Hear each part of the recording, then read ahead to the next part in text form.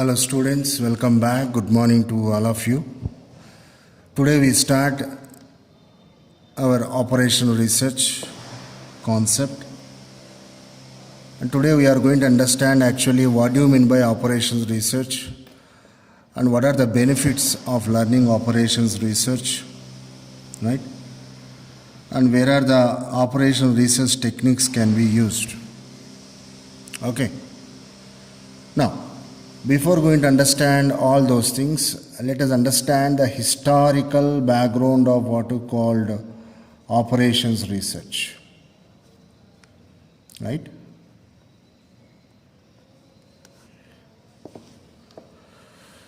Strictly speaking, the birthplace of operations research is a battlefield.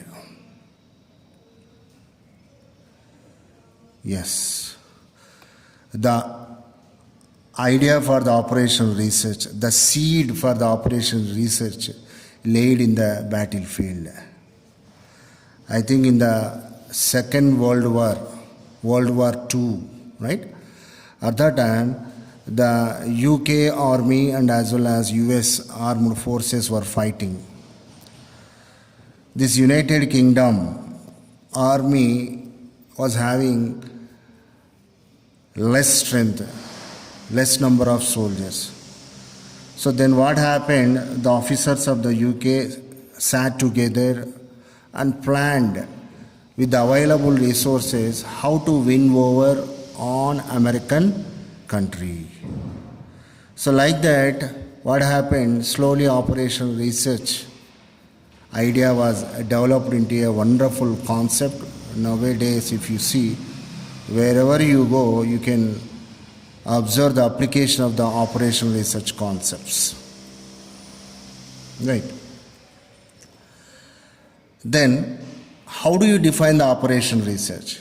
Just now I told you that the operation research birthplace is the battlefield. So, based upon that, the operation research can be defined as winning the wars without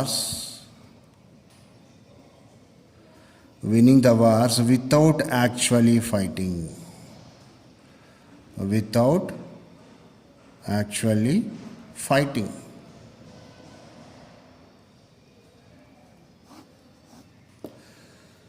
This is truly based upon the war situation. So then the operation research was defined as winning the wars without actually fighting, wasn't it? And after few years, what happened? Some more developments were taken place. Then after that, few other people started defining operation research as giving the bad answers where there is a possibility of getting worst answers. If you observe these two kinds of definitions, you can easily predict that both these definitions are very, very tricky. Okay? Then how do you define the operation research according to our management concepts? Strictly speaking, in operation research you find a lot more mathematical, statistical techniques all together which are going to help to us for taking appropriate decision. Okay? As you know very well, if you take any business unit, there will be 4 core departments, isn't it? One is called very, very important financial management. The next one, let us suppose that HR, human resource management.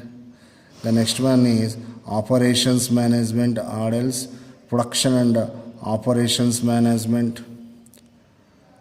And the final one is marketing management. If a finance manager feels dearth of funds, lack of funds, then to mobilize the funds, he can apply the operation research tools. Because as you know very well, Without monetary resources, you cannot think of producing any kind of goods. You need to pay to the employees, you need to purchase the raw material, you need to invest in the machinery. Getting my point? The operation research tools are very much useful for finance management. And let us come to the HRM, human resource management.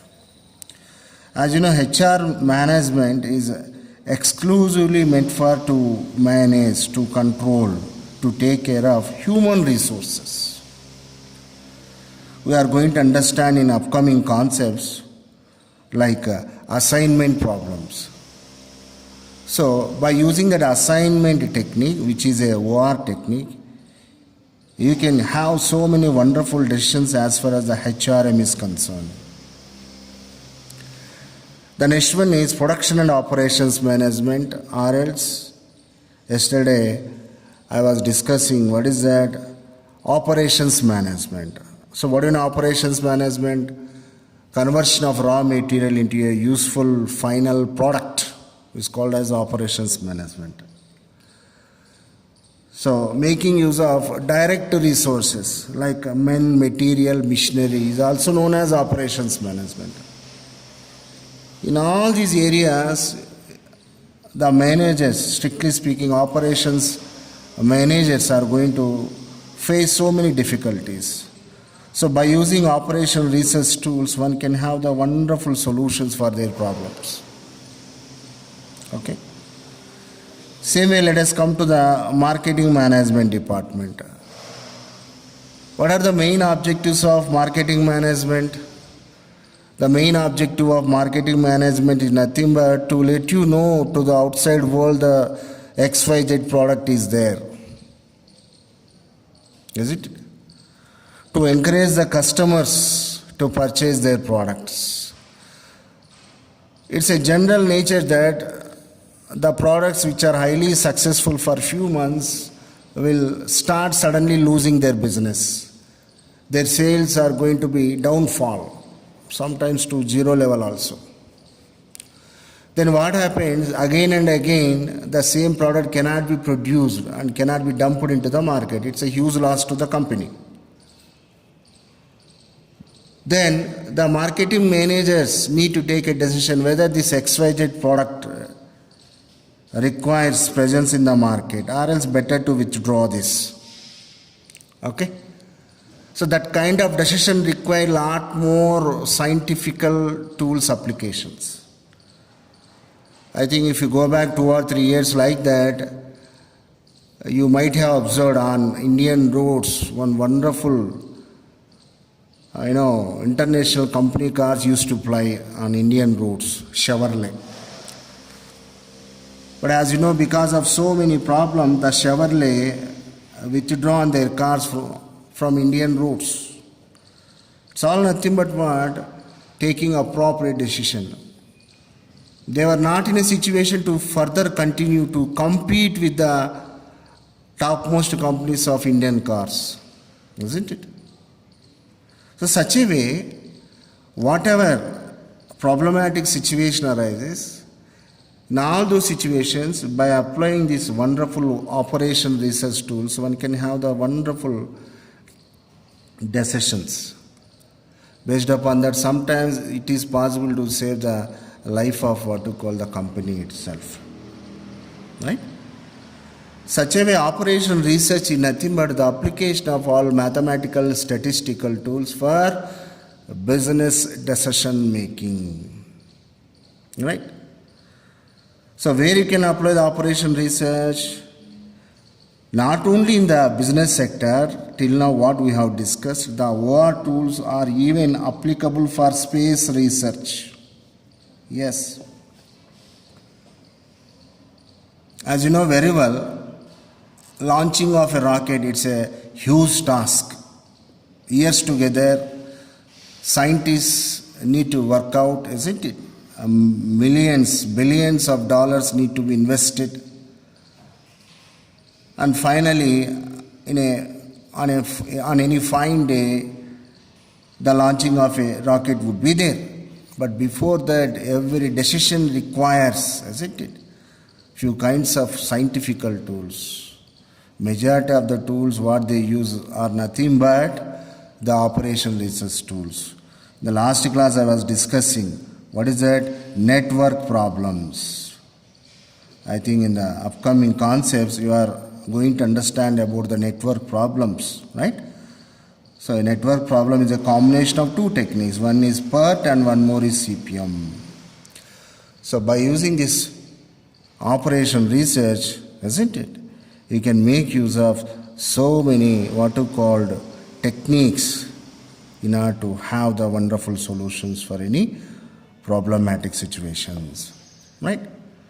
So what are the advantages we came to know, right? And also definitions we came to know. And as far as origin is concerned, I explained in the beginning itself, the Warfield is the what you call the birthplace of the operations research, right? So like that, if you take for the multiplicity of the problems, you can make use of the operation research tools. But as far as the limitations are concerned, just now we came to the positive side of the operation research. But limitations are also exist, isn't it? As far as the limitations are concerned, the operation research tools are very, very costly tools. Very, very costly. Is it? It requires huge amounts of investment. That's why generally small scale industries, the industries with meager investment, it's very difficult to apply what we call operation research tools. And also some of the solutions whatever the operation research provides are going to be non-realistic. Non-realistic. That means nobody confines whether those solutions are apt for the real situation what they are going to face. The best example I think in this semester as a last concept of OR, you learn wonderful concept. What do you call that one as simulation? What is the one more name for simulation? Duplication. Okay. What I told you, a pilot, a locomotive driver, isn't it, will be trained within the four-walled room by creating duplicate environment. By what you call conceptualizing few kinds of problems within that four-walled room. But the same kind of situations are going to happen when a pilot flying any flight in the sky, may or may not. At that time, what is there? The human ability, the decision-making ability of the pilot is very, very important. Right? Like that, sometimes what happens, the solutions whatever provided by the operation research may not be realistic. Okay? And also, one more limitation of the operation research is nothing but what? These techniques to understand by ordinary people is very, very difficult. All these are all intertwined of so many concepts, mathematical, statistical, econometrics, isn't it? Sometimes physics. I mean to say in a one word, these techniques are complex in nature. Okay? So till now we came to know the historical background, the purposes or advantages of the operation research, and where you can use this operation research tools and the definition of the operation research, right? And as well as the limitations of the operations research. So after covering all these things, now we are going to understand, okay, few considerable techniques, especially as far as the operation research is concerned. Okay, which are nothing but the very first one is linear programming. Linear programming problems.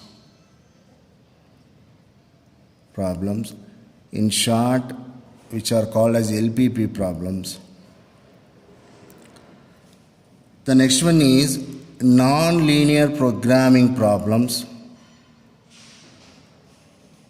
Non-linear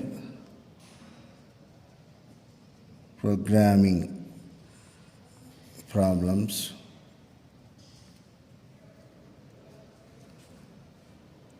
Integer programming problems.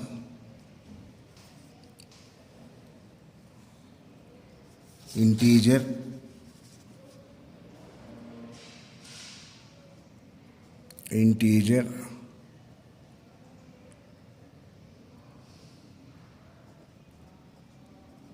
programming problems, like next goal programming, okay. The last one is dynamic programming.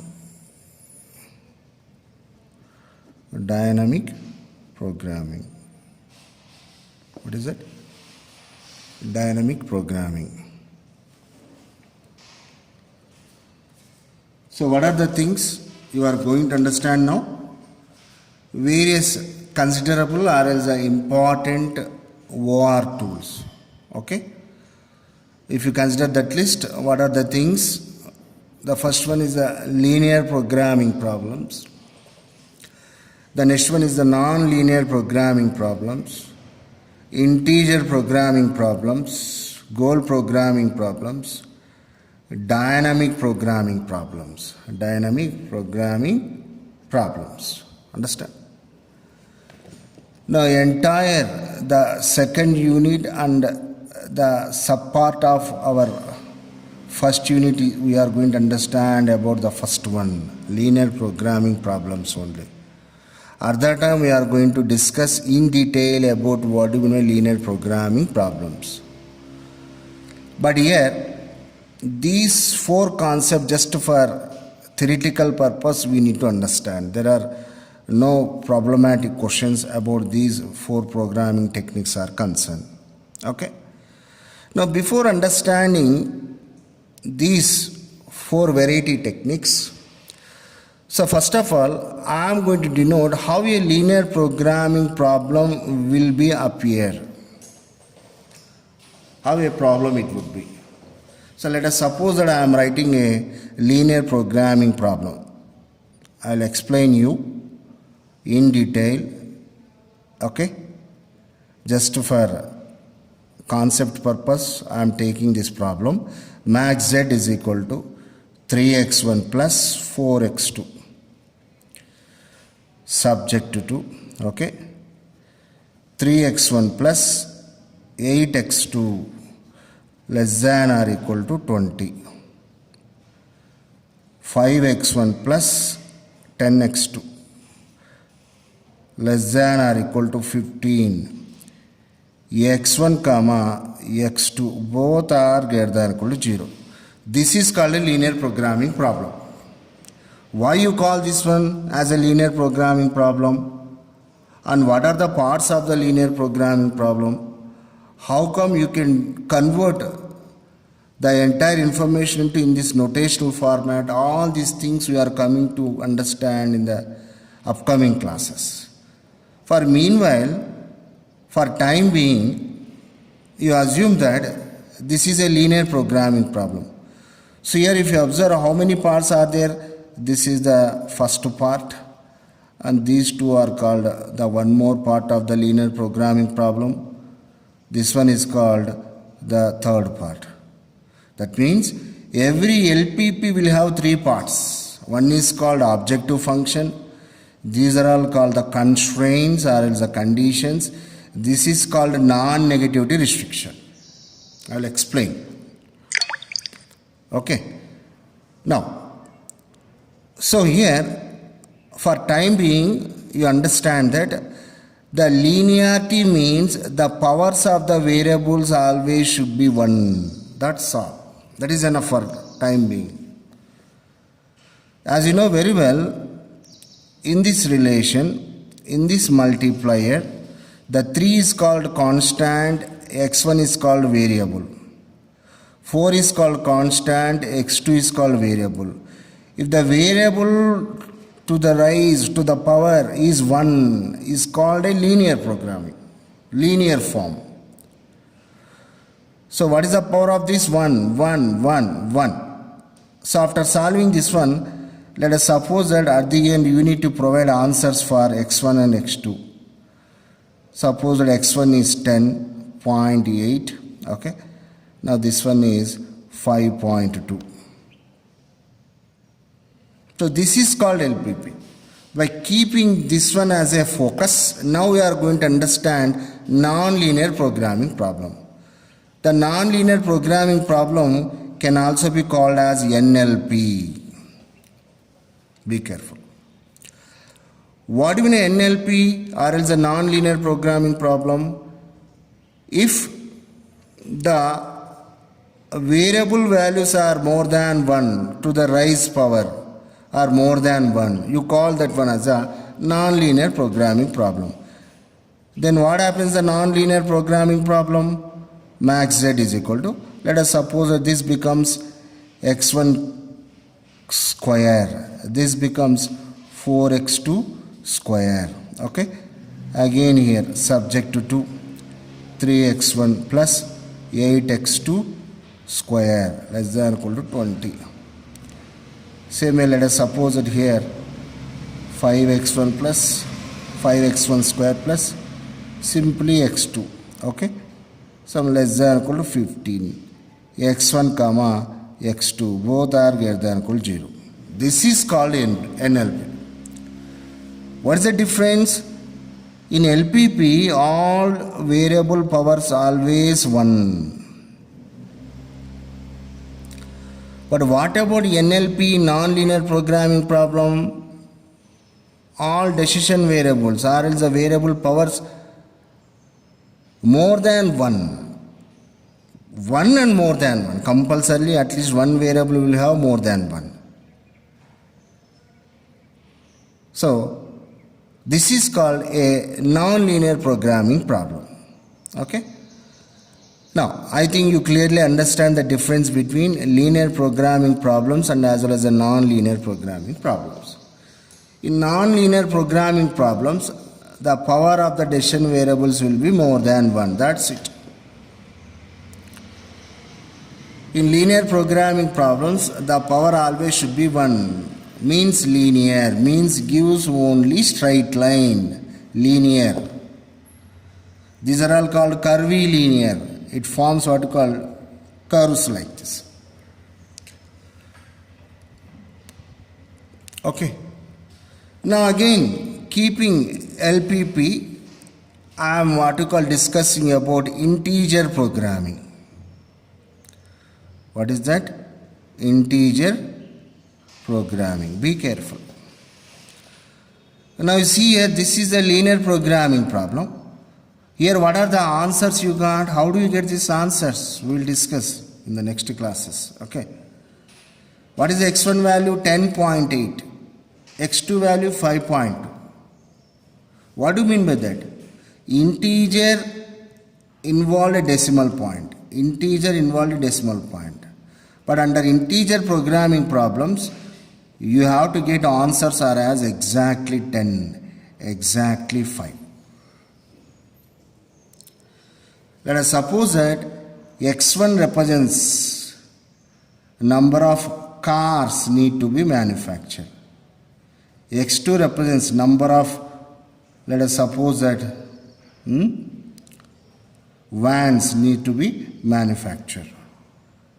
What is the meaning of here? x1 means you need to manufacture 10.8 cars. Can anybody manufacture 10.8 cars? It's a meaningless. What do you know 0.8? Either it should be 11 or else the 10.8. It's not the right answer as far as the cars manufacturing is concerned. Same way, x2 is equal to 5.2. It is also a meaningless answer. So, no one can produce 5.2 vans. One can produce 5 vans or 6 vans. That means when the situation is of integer type where you require answers exactly in terms of 0, 1, 2, 3, what you call, these are all integers. Then such kind of problems are called as the integer programming problems. Is that clear? So what do you mean integer programming problems? Under integer programming problems, always you will have the end answers, decision variable answers as exactly integers. Careful. So remember, I am connecting all other techniques with the linear programming problem only. Keeping this one in front of me, I am comparing all other things. First of all, we discussed NLP, non-linear programming. What do you mean NLP? Here, the decision variables will have more than one as the power. That is clear. Then what do you mean integer programming? Under integer programming, always the decision variables will have exact integers as their answers.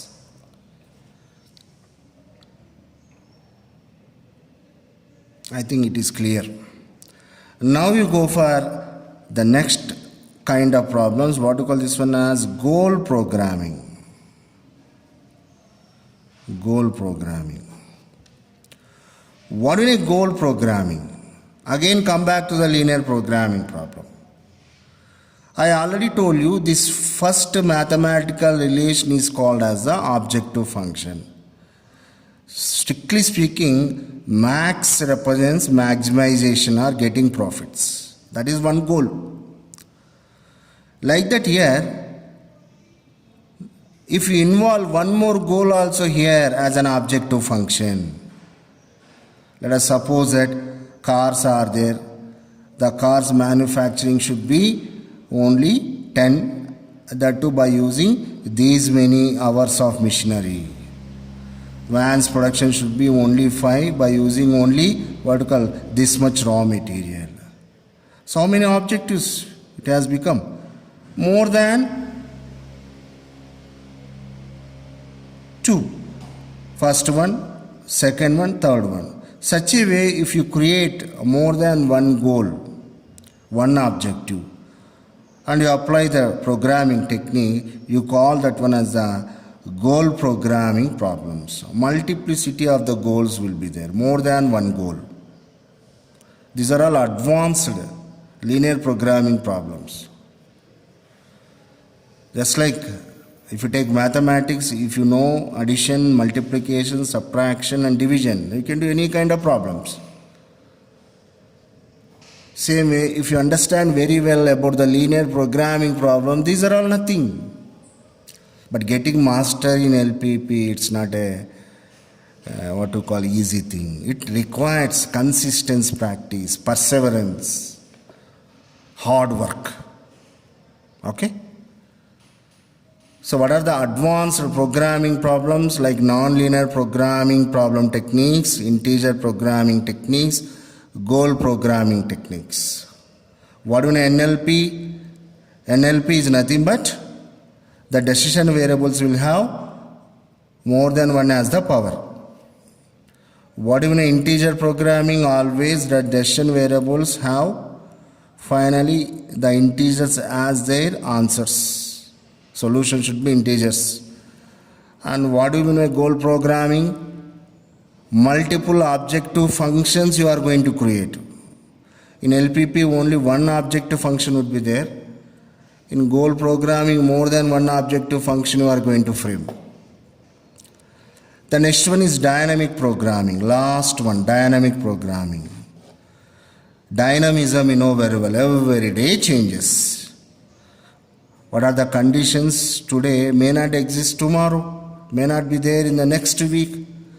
Such a way, in dynamic programming problem, those situations will be considered where you find consistent changes. You take stock market. Can you guess that every time, or else at least for one day the stock prices are going to be same without any changes? No, dynamism would be there.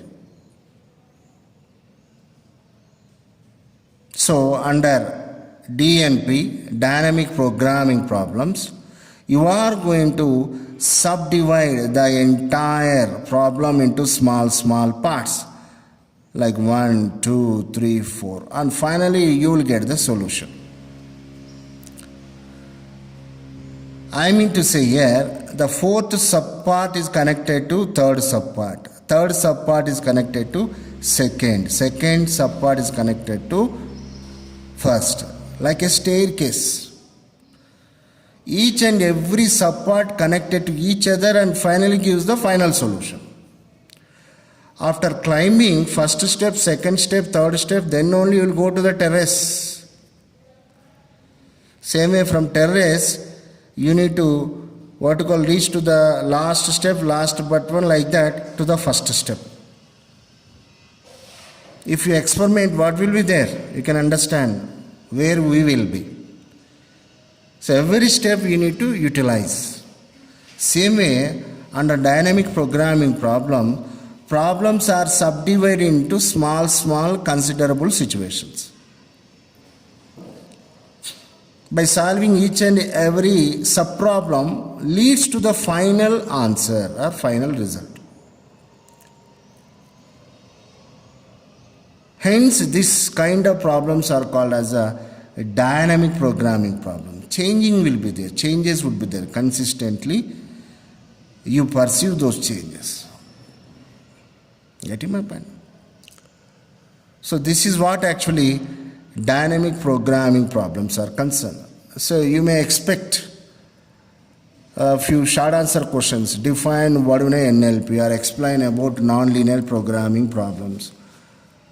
Write about integer programming problems, goal programming problems, dynamic programming problems. These are all definition purpose. So till now what we discussed what is an operational research. Researching on the operations is called operations research. Variety kinds of definitions are there, like very peculiar definition. Winning the wars without actually fighting is called operation research. Operation research provides bad answers where otherwise one can have the worst answers. Is it? Generally, if you think operation research is nothing but a combination of various mathematical, statistical tools, ultimately useful for decision making. And also we came to know what are the advantages and what are the limitations, isn't it? So after discussing all these things, today we covered, just a litmus test about that linear programming problems, and connecting to that linear programming problems, what are advanced programming problems are there, like non-linear programming problems, integer programming problems, goal programming problems, and dynamic programming problems. So I am going to stop now. So in the next class, I am going to start the first problematic part of your operation research, which is nothing but the linear programming problem. Thank you so much.